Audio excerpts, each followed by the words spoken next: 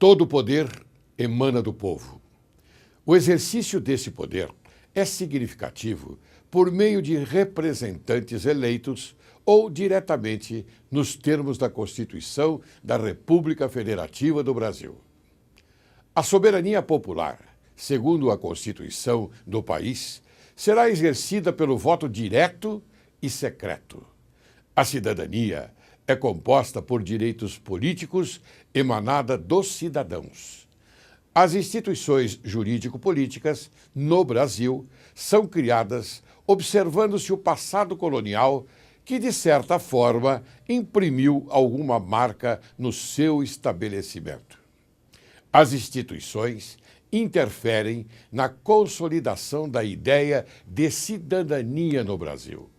O papel do Estado pode ser compreendido como o mais importante fator na consolidação da democracia. Um Estado forte, livre e independente não pode comprometer o Estado democrático de direito, ou seja, a democracia. A segurança pública, dever do Estado, direito e responsabilidade de todos, é exercida para a preservação da ordem pública e da incolumidade das pessoas e do patrimônio. As polícias militares cabem à polícia ostensiva e à preservação da ordem pública. O Corpo de Bombeiro Militar, além das atribuições definidas em lei, incumbem a execução de atividades de defesa civil. Subordinam-se juntamente com as polícias civis aos governadores dos estados, do Distrito Federal e dos territórios.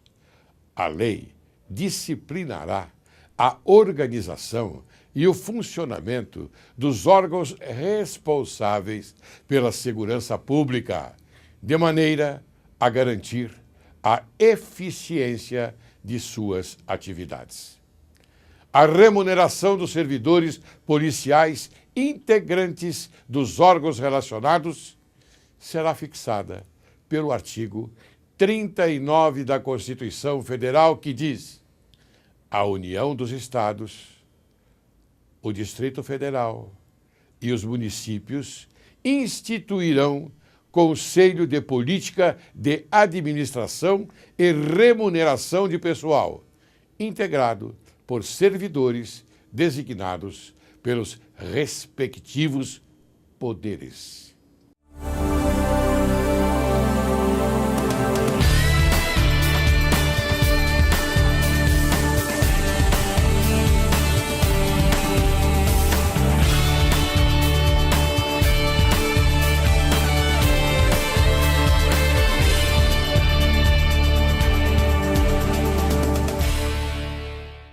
Hoje, Direito e Justiça em Foco conversa com o eminente coronel Roberto Alves.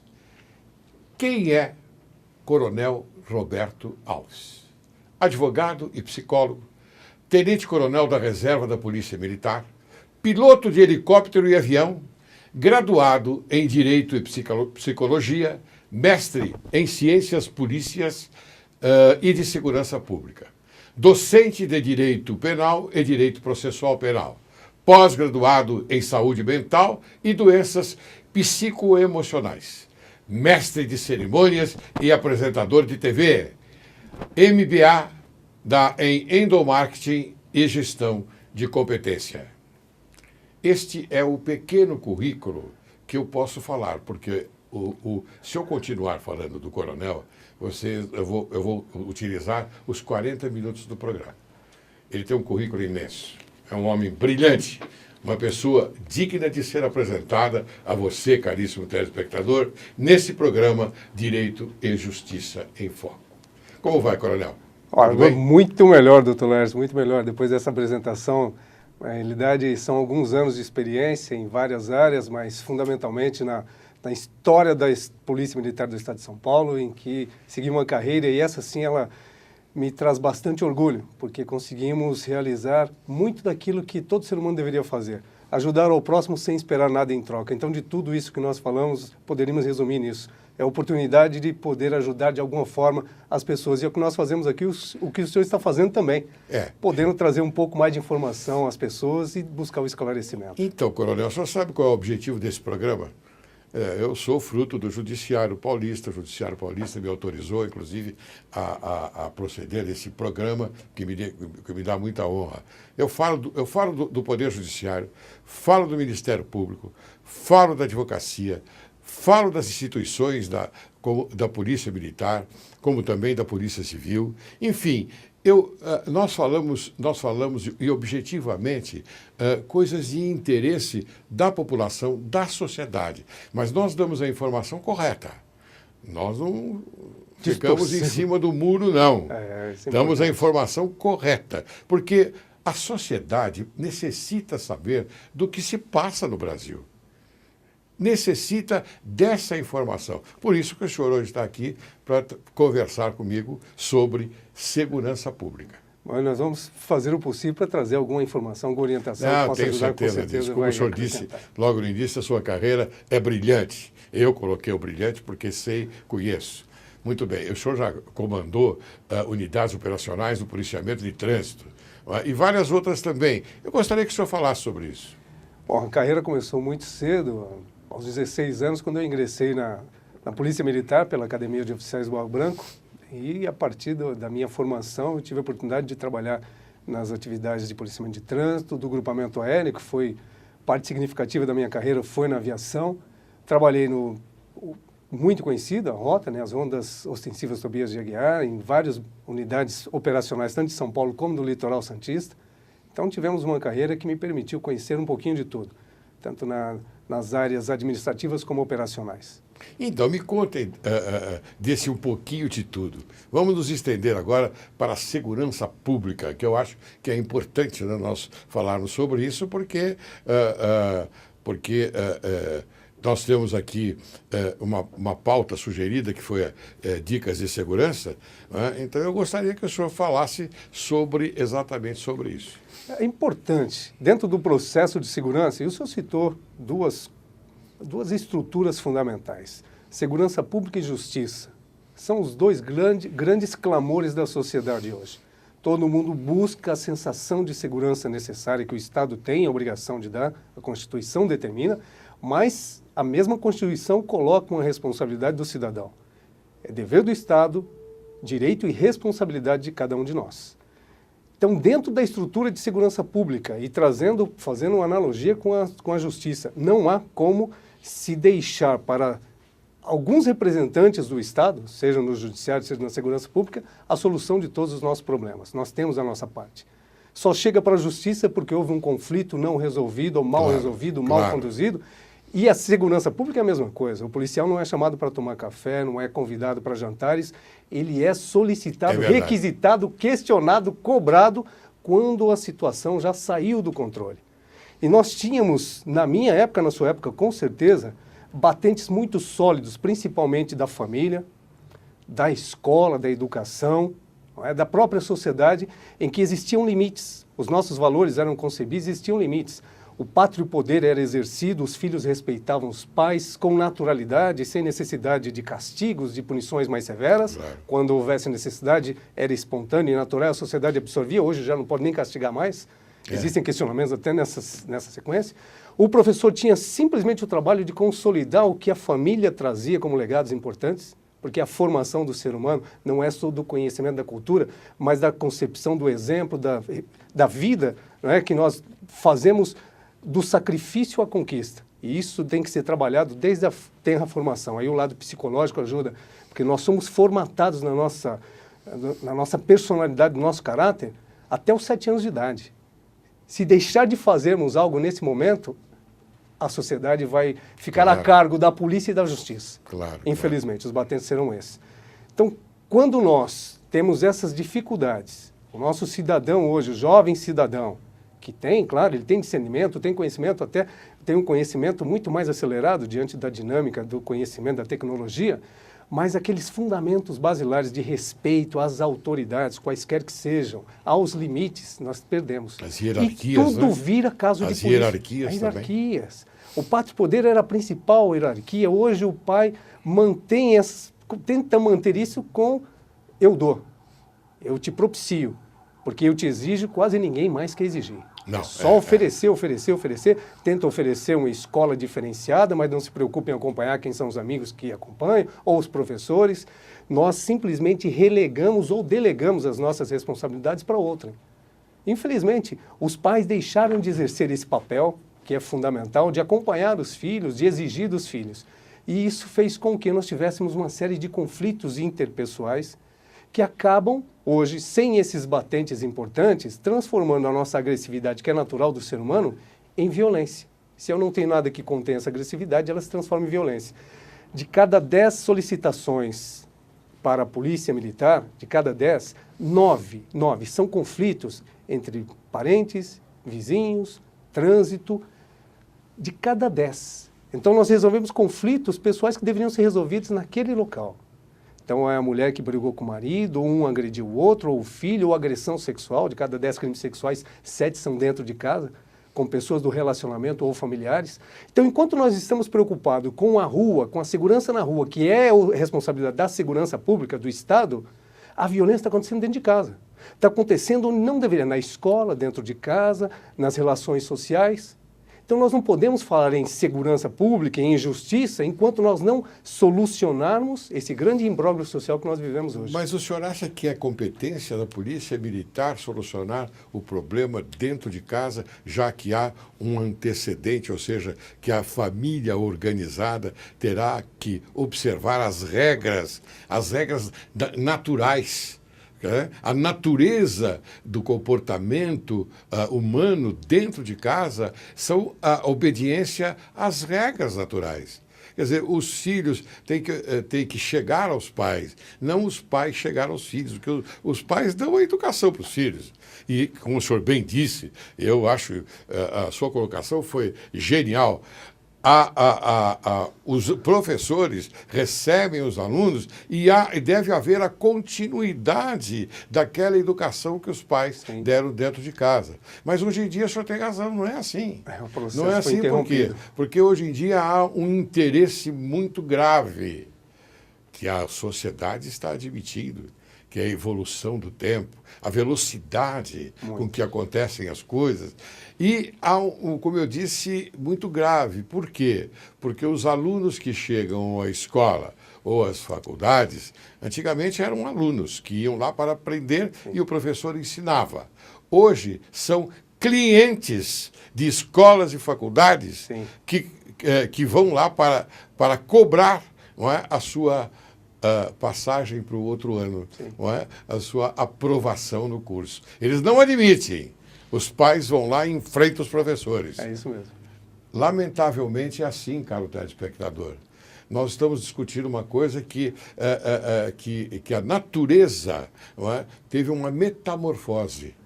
Não é verdade? E uma transformação muito rápida, sem uma transição adequada.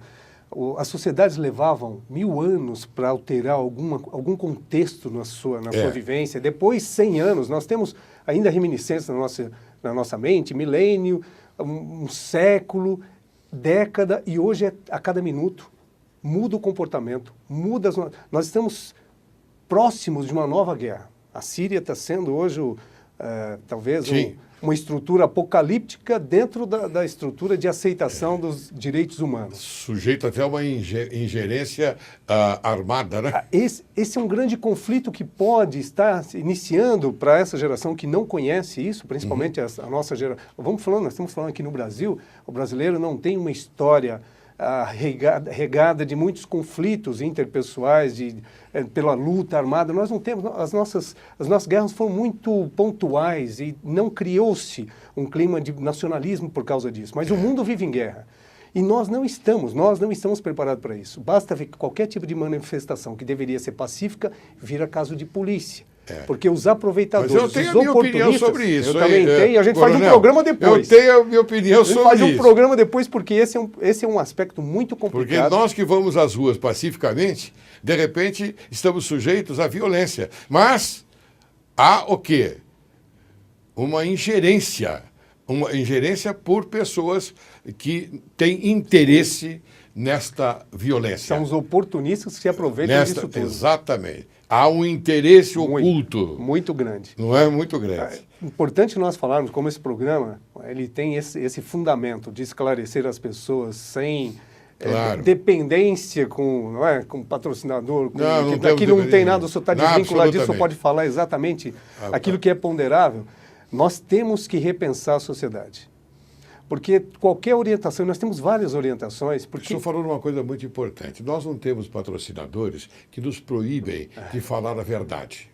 Esse talvez tenha sido um dos grandes critérios que tenha me trazido aqui com tanta tranquilidade, porque eu me sinto em casa. Muito obrigado. Porque se eu fosse direcionado a falar ou deixar de falar, não estaria aqui o Coronel Roberto Alves. Porque o senhor está à vontade, então, pode falar o que quiser. Doutor, eu tenho assim a concepção como hoje um especialista na área de segurança que sou, tenho uma vivência de mais de 31 anos trabalhadas na atividade e continuo com esse legado porque acredito nele. É procedimento que faz com que a pessoa se organize mentalmente e dentro dessa estrutura laboral, familiar, o senhor precisa se organizar. Então nós, enquanto agentes, enquanto seres ou enquanto possíveis vítimas da segurança pública, nós não nos programamos. Nós levantamos, pensamos em um monte de coisa, projetamos um monte de obrigações, temos um monte de compromissos, ficamos ali estressados por uma série de coisas mal resolvidas, mas em relação à nossa segurança, nós esquecemos totalmente, negligenciamos. Então o senhor sai ostentando coisas que o marginal, o oportunista, ele não quer a pessoa. Ele quer os bens que essa pessoa possa lhe oferecer. Claro. E de uma facilidade muito grande. Por quê? Existem dois requisitos para que o crime aconteça. Primeiro, o fator surpresa, que isso depende do criminoso. Ele aguarda o momento certo para fazer, para atacar. E o descuido da vítima. Qualquer um desses fatores que o senhor tire, elimina a possibilidade da vítima, ou seja, a atenção da vítima.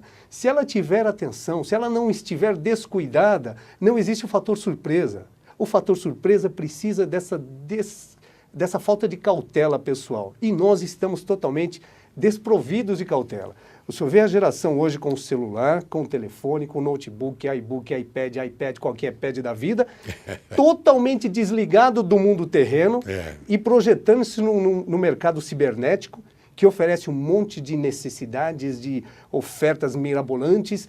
As pessoas não conversam entre si, mas falam com 60 milhões de pessoas ao mesmo tempo por esses torpeios, por MSN e outros meios quaisquer que eu não sou contra, mas eu acredito que nós precisamos delimitar, reorientar essa questão. E em qualquer lugar, Em qualquer lugar. Porque as pessoas hoje estão concentradas, almoçando e dão o telefone e eu tenho que atender imediatamente.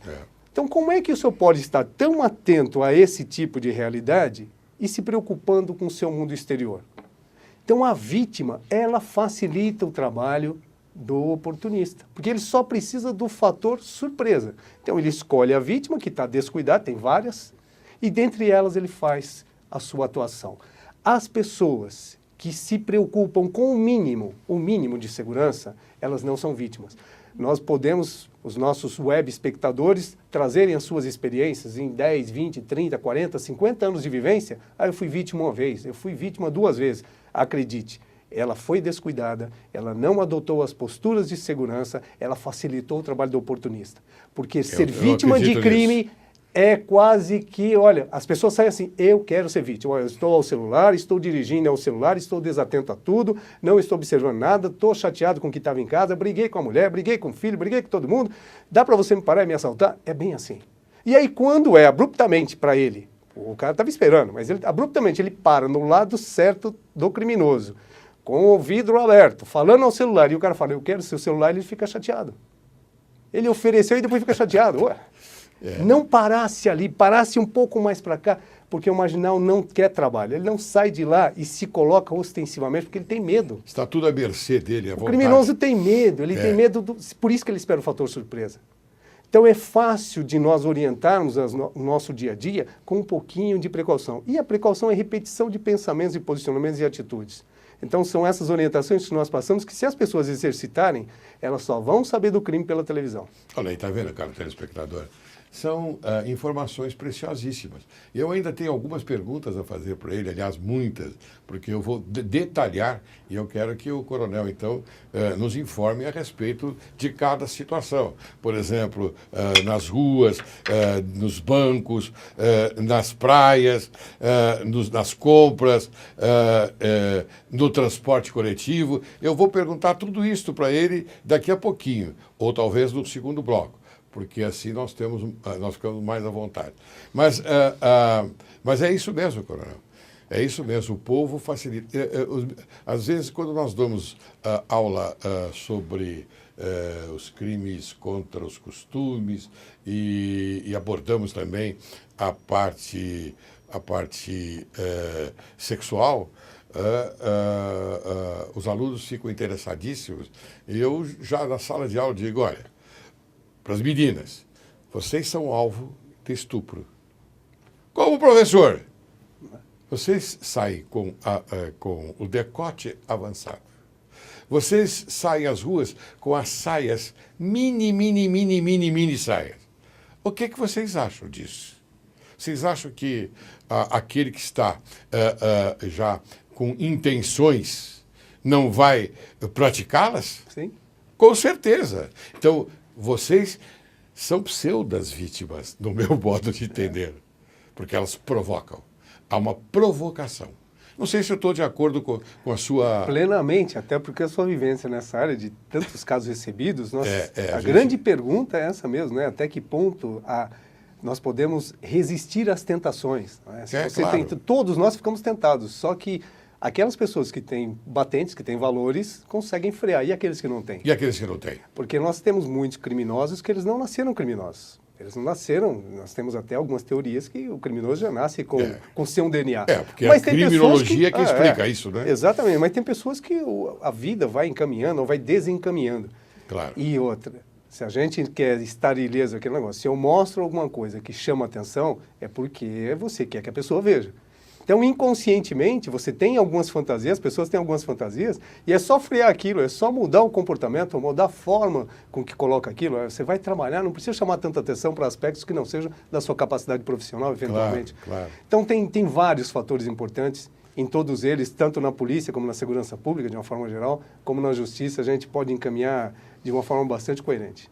Agora, no segundo bloco, eu vou fazer algumas perguntas mais práticas, né? Sim. Porque eu acho que é isso que o telespectador está aguardando. Com certeza. Então, eu deixei para o segundo bloco para que a gente tenha uma oportunidade, o professor tenha uma oportunidade de explicar bem aquilo que, afinal de contas, é o nosso objetivo. Pois não, tá bom? Eu agora vou chamar um pequeno intervalo e logo retornaremos. Caro telespectador, você aguarde. Logo retornaremos. Até já.